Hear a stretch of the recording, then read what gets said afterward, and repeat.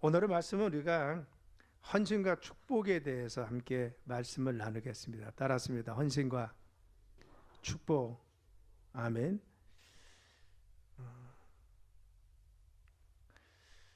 자, 오늘 우리는 하나님께서 기뻐하시는 신앙, 주님께서 칭찬하시는 신앙이 무엇인지, 그 중심에 뭐가 있냐? 헌신이 있다는 겁니다. 유명한 바이올리니스트가 있었습니다. 세계적인 명성을 가진 그가 어느 날 공연을 앞두고 바이올린 가게를 방문합니다. 장인은 신비를 기울여서 만들었던 비싼 작품을 하나 내놨습니다. 이 바이올린은 수천만 원짜리입니다. 당신과 같이 명인을 위해서 준비되었습니다.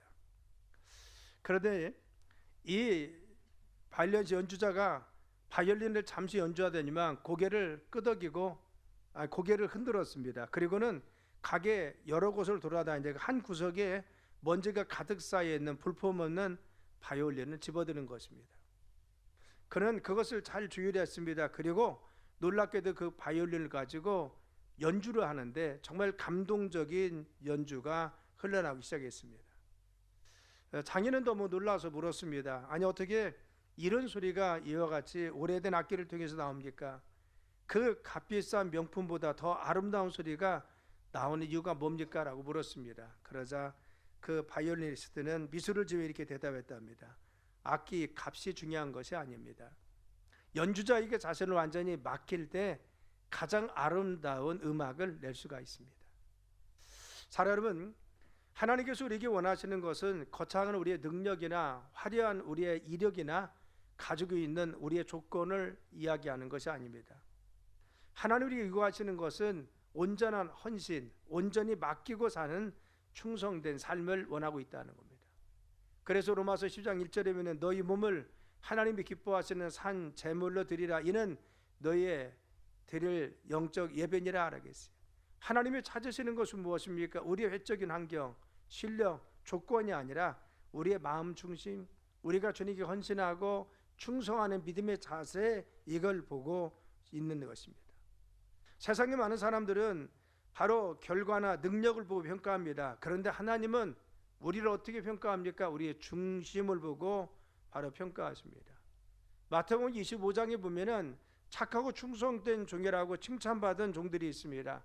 그들은 많이 남겼기 때문에 그런 것이 아니라 그들이 최선을 다해서 주인을 위해서 수고하고 헌신한 것 때문에 착하고 충성된 종이라고 하면서 작은 일에 충성하였기 때문에 많은 것을 맡긴다고 이야기했습니다. 오늘 우리는 헌신한 삶에 대해서 하나님께서 우리의 삶에 축복하시는 은혜를 함께 나누는 시간 되길 간절히 축원합니다.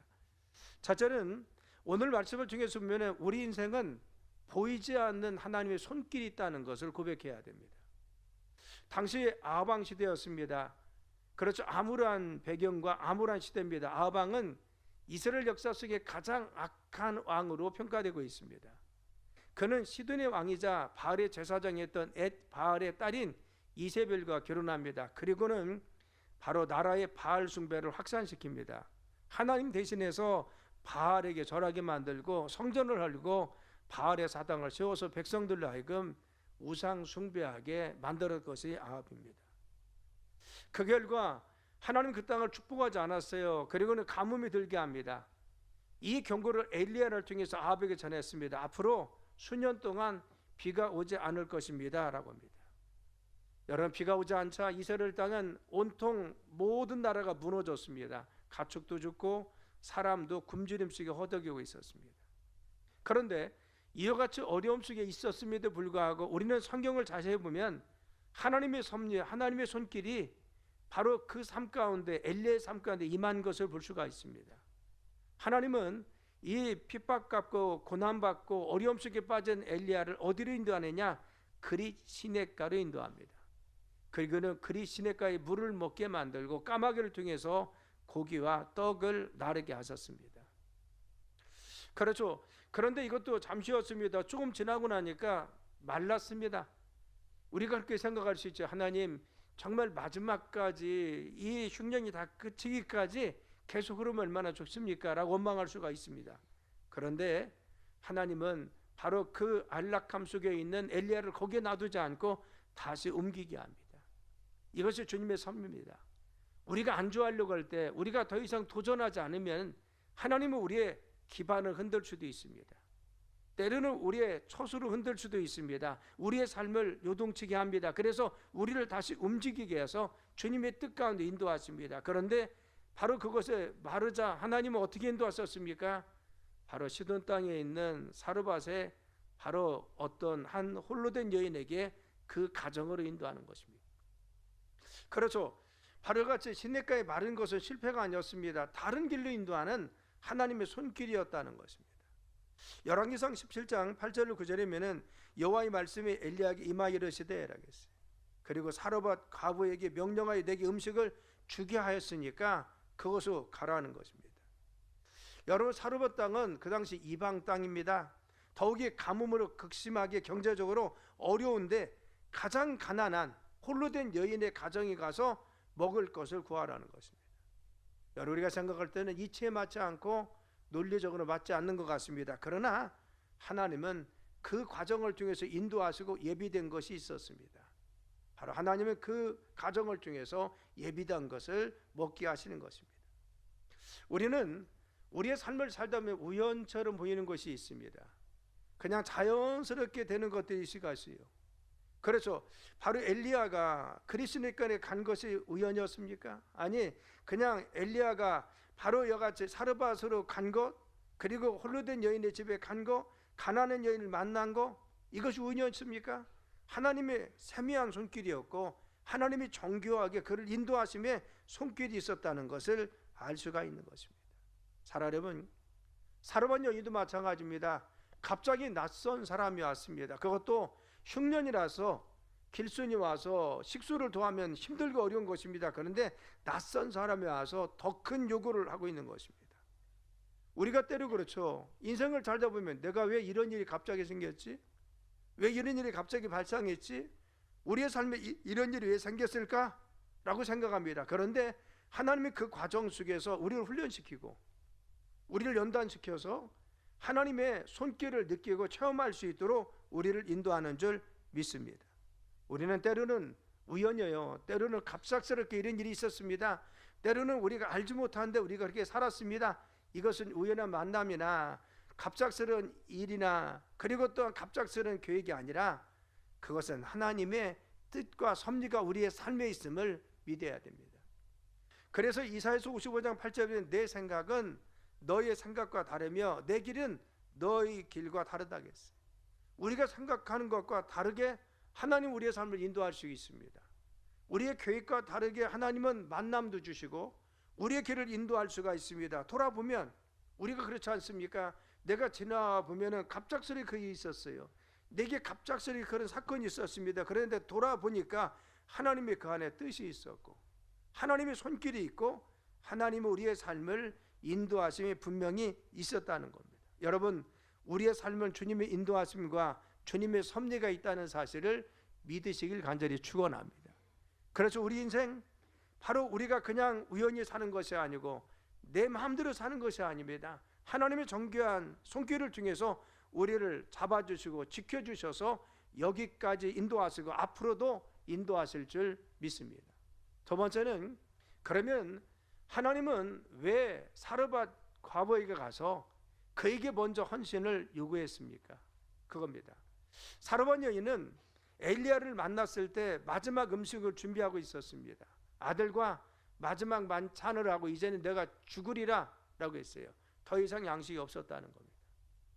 그런데 13절에 보니까 먼저 그것으로 나를 위하여 작은 떡 한 개를 만들어 오고 내게 가져오라는 것.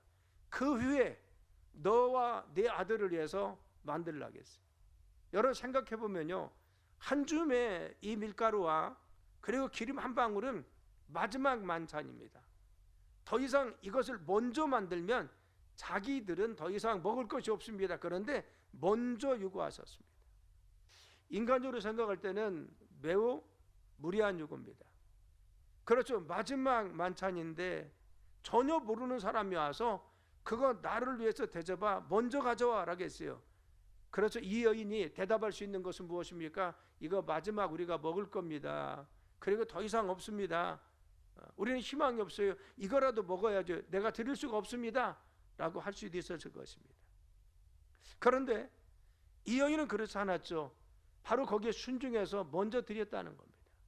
우리는 여기서 하나님의 중요한 하나님의 섭리를 찾을 수가 있습니다. 그래서 하나님을 내는요, 인간의 계산과는 다르다는 겁니다. 인간이 계산할 때는 이거 드리면은 우리는 먹을 것이 없습니다. 내가 이거 드리면은 이거 달라는 것이 너무 민망하고 그리고 무리한 것입니다. 야속한 것입니다. 그런데 하나님은 그걸 요구하십니다. 왜?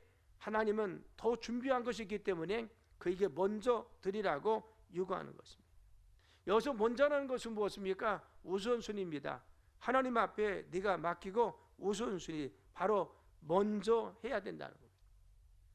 사랑하는, 우리가 삶을 살면서 우선순위를 정해야 될 것이 있어요. 시간을 읽겠습니다. 내가 예배를 드려야 되나? 내가 기도해야 되나? 주님께 충성해야 되나? 헌신해야 되나? 내가 시간을 쪼개려고 할 때 내가 우선순위 어떻게 합니까? 내 삶에 바쁜 거 다 하고 나서, 내 일 다 하고 나서 예배 드리려고 하면 예배 드릴 수가 없어요. 우리의 삶에 내가 다 쓰고 나서 바로 남는 거 드리려면 드릴 수가 없습니다. 그런데 하나님은 먼저 구분하라는 겁니다. 우선순위를 드려서 예배도 먼저 드리고 하나님께 충성도 하고 헌신도 하면 하나님께서 먼저 드리면 이후에 너를 내가 책임져 주겠다. 물질도 마찬가지입니다. 우리는 물질을 나만을 위해서 쓸 수가 있습니다. 그런데 하나님은 하나님 것을 먼저 구분하라는 겁니다. 주님 앞에 11조도 그리고 물질도 내가 구분해야 될 게 있습니까? 하나님께 먼저 구분하면 하나님 우리를 빼앗은 것이 아니라 먼저 나를 위해서 드리면 그 이후에 너를 위해서 내가 예비하고 축복하고 채워 주겠다는 것입니다. 사랑 여러분, 바로 우리의 삶 가운데 하나님께서는 먼저 요구하신 이유가 바로 그래서 그런 것입니다. 자, 그러면은 왜 하나님 우리에게 먼저 하라고 요구하십니까? 왜 그러면 먼저 하라고 그래요? 그걸 준비해 놓고 뭔가 드려라고 하지 않고 먼저 해, 내가 역사할게. 우리는 그렇죠. 하나님 역사해 주세요. 나를 많게 해 주세요. 그러면 내가 구분해 드리겠습니다. 시간을 쪼개겠습니다. 그런데 하나님은 네가 먼저 헌신해, 네가 먼저 바쳐, 네가 먼저 시간을 내, 네가 먼저 주님께 나와 라고 하면 왜 요구하십니까? 첫째는 이걸 통해서 우리의 믿음을 보시는 거죠. 그래서 사르밧 여인은 작은 떡 하나를 가져왔습니다. 그런데 바로 이같이 그 다른 떡 하나를 가져왔다는 것은 바로 엘리야의 말을 믿었다는 겁니다. 그 후에 너를 위해서 예비된 떡을 준비할 것을 하나님 명령한다는 말씀을 그가 받아들인 것입니다. 그래서 믿음이 드렸습니다. 하나님이 반드시 역사할 줄 믿습니다. 순종하면 주님이 역사하십니다. 이 행동이 무엇입니까? 믿음을 드러낸 자신의 삶이었다는 겁니다.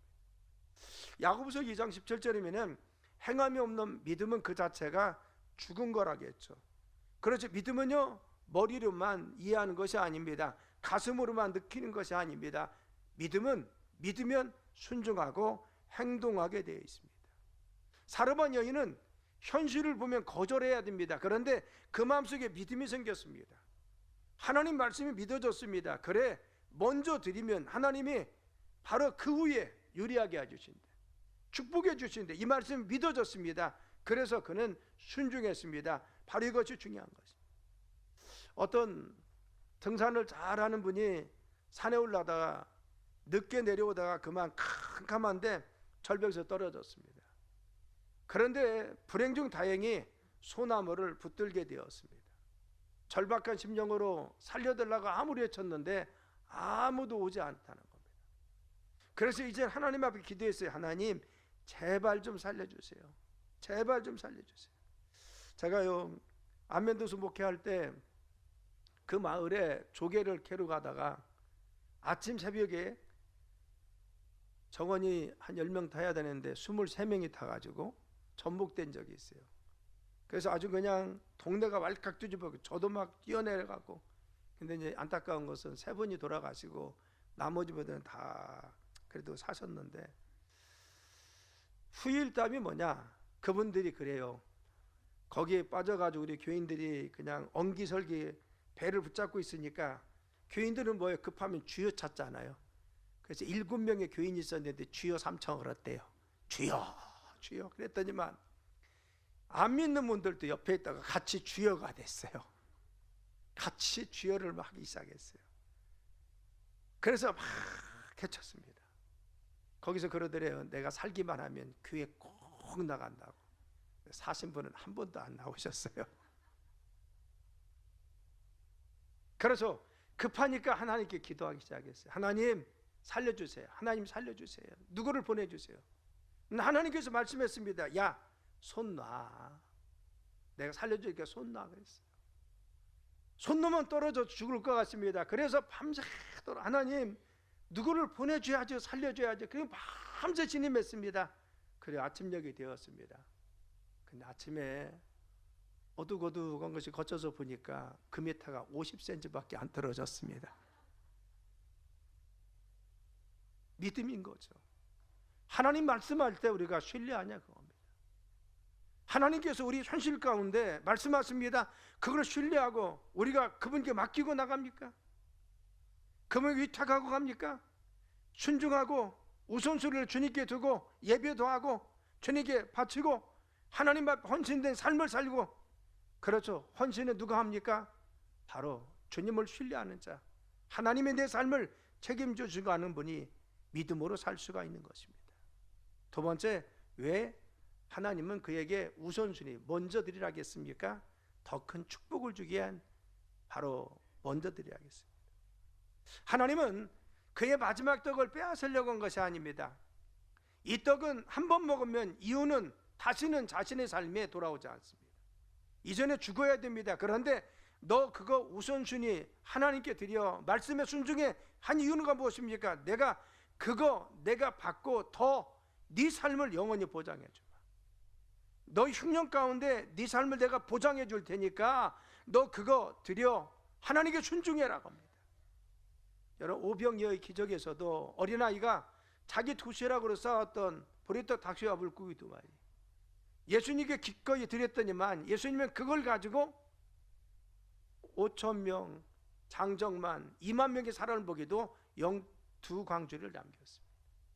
여러분, 중요한 것은 무엇입니까? 우리에게 요구하시는 것은 우리의 삶을 궁핍하게 만들기 위해서, 내 삶에 정말 피폐하게 만들기 위해서 내걸 빼앗는 것이 아닙니다. 우리에게 헌신을 요구하고 충성을 요구하고 하나님께 드림을 요구하는 이유는 무엇입니까? 내가 너의 삶에 더 크게 축복해 주마. 네가 하나님께 헌신하면, 시간을 드리면 내가 더 많이, 물질을 드리면 더 많은 것을, 너의 삶을 들여서 충성하면 더 많은 것으로 내가 너 갚아주마 라고 하는 주님의 약속인 것입니다. 사랑 여러분, 우리는 주님 앞에 때로는 갈등이 있을 때가 있습니다. 내가 이 시간에 하나님께 나가야 되나, 아니면 다른 걸 해야 되나, 내가 세상에 가야 되나, 아니면 어떻게 해야 되나, 이것까지 갈등할 때가 있습니다. 그런데 중요한 것은 우리를 인도하신 하나님은 주님 앞에 헌신하고 먼저 우선순위를 대해서 주님께 충성하는 자, 그 삶을 보장하시고 역사하시는 줄 믿습니다. 그래서 우리는 늘 항상 하나님께서 공급하시고 이끄심을 믿고 믿음으로 나가는 삶이 되어야 됩니다. 세 번째, 그가 먼저 드렸다는 것은 무엇입니까? 하나님이 내 인생을 이끄시는 주인이라는 것을 인정한 것입니다. 그렇죠. 바로 하나님이 우리의 중심에 계십니다. 그래서 이 엘리야를 뿐만 아니라 사르밧 여인의 삶도 하나님 지금 이끌어가고 있었다는 것입니다. 그 삶은 누가 인도하십니까? 하나님 인도하신 것입니다. 엘리야가 아방에 가서 당신 지금 우상 숭배하고 우상을 조장하기 때문에 흉년이 됩니다. 경고해서 미운털 박히고, 그리고 쫓겨다녀야 되고, 그래서 그리시네가로 또 거기서 살만하니까 또 사르밧으로 옮기도록 누가 인도했습니까? 주인 대신 하나님 인도하셨습니다. 그곳에 가서도 하나님 어떻게 하셨습니까? 그 여인을 통해서 순종의 믿음을 통해서 하나님은 기꺼이 믿음으로 순종하니까 기름이 마르지 않도록, 그리고 밀가루가 마르지 않도록 하나님은 공급해 주셔서 바로 역사의 주인은 누구냐? 하나님이라는 것을 말씀해 주었습니다. 우리의 삶도 그렇습니다. 우리가 우리의 삶이 하나님 앞에 너 우선순위를 주님께 드려서 시간도 드리고 물질도 드리고 삶에 있어서 하나님을 먼저 잘 섬겨, 네 삶에 하나님께서 인도하심을 믿고 하나님을 신뢰하고 나와라고 했을 때 하나님 어떻게 합니까? 이 믿음을 보시고 우리의 삶을 인도할 줄 믿습니다. 신명기 8장 17절에 18절에 내 능력과 내 손의 힘으로 내가 이 재물을 얻었다 말할까 하노라 하겠어요. 우리가 내가 능력이 있어서 이 재물을 얻었어, 내가 열심히 해서 돈 벌었어, 내가 열심히 잘해서 노력해서 성공해서, 이렇게 말할까 두렵다는 겁니다. 누가? 하나님이. 내 하나님 여호와를 기억하라, 그가 내게 부를 주셨도다. 아멘. 기억하라는 겁니다. 하나님이 너에게 건강도 주시고 너에게 명예도 주시고 너희의 삶도 축복해 주시고 너에게 물질도 주신 분은 누구냐? 하나님이라는 겁니다. 그렇죠. 우리의 삶에 누가 주인이었습니까? 하나님 주인입니다. 내가 먼저 구분하는 것은 하나님이 우리의 주인인 것을 인정하는 것이 무엇입니까? 먼저 구분하는 것입니다. 내가 시간을 들여서 주님께 충성합니다, 예배드립니다. 왜? 우리의 시간을 주시고 건강 주신 분이 하나님이기 때문에 마땅히 그 시간을 주님께 드리는 겁니다. 내가 물질도 하나님께 구분해서 11조도 드리고 헌물도 주님께 드립니다. 왜?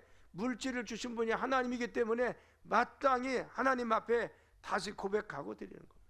내 삶의 주인이 하나님에서 인정하는 것이 구분된 헌신의 삶이라는 것입니다.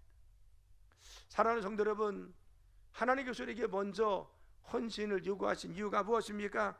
우리의 믿음을 달아보십니다. 네가 정말 믿음이 있느냐?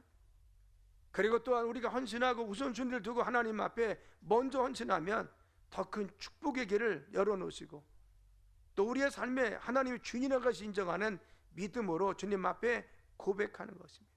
사르밧 여인이 먼저 헌신하여 구원하여 드렸을 때 죽음의 길에서 생명의 길로, 궁핍에서 축복의 길, 풍요로 옮겼듯이 우리의 삶도 그와 같이 주님 앞에 헌신된 구분된 삶을 살 때 주님께서 축복하실 줄 믿습니다.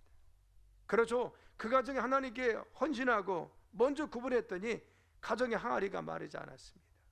기름병도 마르지 않았습니다. 오늘 우리가 그랬습니다. 먼저 드려서 하나님께 충성하면 하나님께서 우리의 삶을 내가 하나님께서 그 후에 책임져 주신다고 말씀하여 주시는 것입니다. 요즘 시대가 어렵다고 합니다. 정말 어렵습니다. 그래서 어렵고 불확실하고 모든 사람들이 힘들고 어렵습니다. 그러나 영적 원리는 분명합니다. 어려울수록 먼저 구분하라는 겁니다. 어려운 시대에 있을 때 더 구분했습니다. 어려울수록 더 충성하고 말씀에 순종했습니다. 그때 주님이 역사했습니다. 우리가 시간도 물질도 삶도 내 정말 능력도 건강도 주님께 헌신하고 충성하는 삶을 통해서 하나님께서 우리의 삶을 보장하시고 축복하실 줄 믿습니다.